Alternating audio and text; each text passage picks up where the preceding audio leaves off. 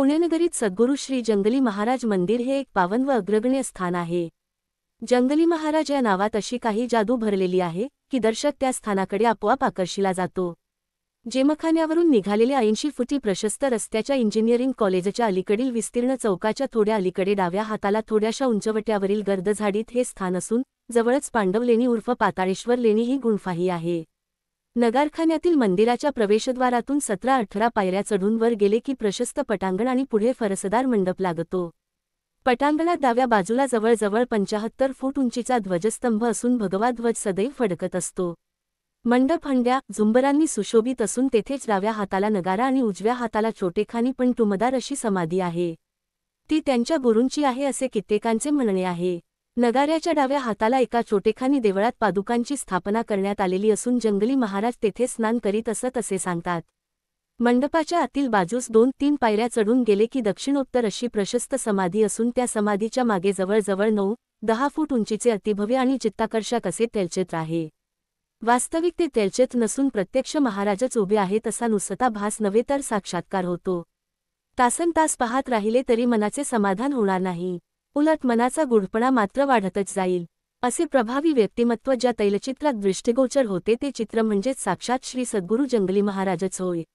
मानेपासून कमरेपर्यंत पाठीवर रुळणारा रेखीव जटासंभार, उभ्या गंधाने सुशोभित झालेली भव्य कपाळपट्टी, चंद्र सूर्याचे तेज दर्शविणारे भावपूर्ण डोळे, सरळ तरतरीत नासिका, कमलपाकळ्यांसारखे ओष्ठद्वय, उभट बोल, रेखीव चेहरा, चटकन नजरेत भरतील असे कान, समर्थ पुष्ट अशी गर्दन, भरदार तसाच पिळदार देह, अलौकिकात भर घालणारे आजानुबाहुत्व आणि जे ब्रह्मांडी तेच पिंडी कसे भरलेले आहे यांची संपूर्ण कल्पना देणारी षड्दर्शन चक्रांकित अशी ती प्रतिमा पाहिली की त्या प्रतिमेवरून नजरच दूर होत नाही। आज आपण या सर्व गोष्टी पाहू शकतो, दर्शन करून पावन होऊ शकतो, पण 500 वर्षापूर्वी तेथे काय होते ते शिवाजीनगरही नव्हते आणि शनिवारवाड्यासमोरचा आज आहे तसा नवा पुलही नव्हता। नदीच्या पलीकडे होत्या पेरूच्या बागा, फुलांचे ताटवे, बोरी बाभळीची वने आणि निवडुंगाचे आगर। मनुष्यवस्ती जवळजवळ नसलेली अशी एक निर्जन जागा, पण त्याच जागेवर श्री जंगली महाराज हाच एक चमत्कार घडला। सद्गुरू श्री जंगली महाराज मंदिराची काही वैशिष्ट्ये। ध्वजस्तंभ। सद्गुरू श्री जंगली महाराज यांचे मंदिरात प्रवेशद्वारातून 17-18 पायऱ्या चढून वर गेल्यानंतर डाव्या हाताला ध्वजस्तंभ आहे।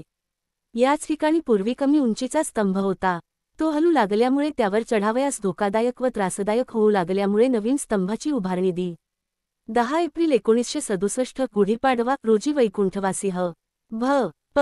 सोनोपंत तथा मामासाहेब दांडेकर यांचे शुभहस्ते करण्यात आली। जवळजवळ 5 फूट उंचीच्या षटकोनी सिमेंटच्या चौथऱ्यावर 2 फूट उंचीच्या कमलाकृतीत सध्याचा ध्वजस्तंभ उभारण्यात आलेला असून सोन्याचे पॉलिश केलेला कळस बसविलेल्या या स्तंभाची उंची जवळजवळ 75 फूट आहे। त्या ठिकाणी भगवा ध्वज सदैव फडकत असतो। पुढील भागात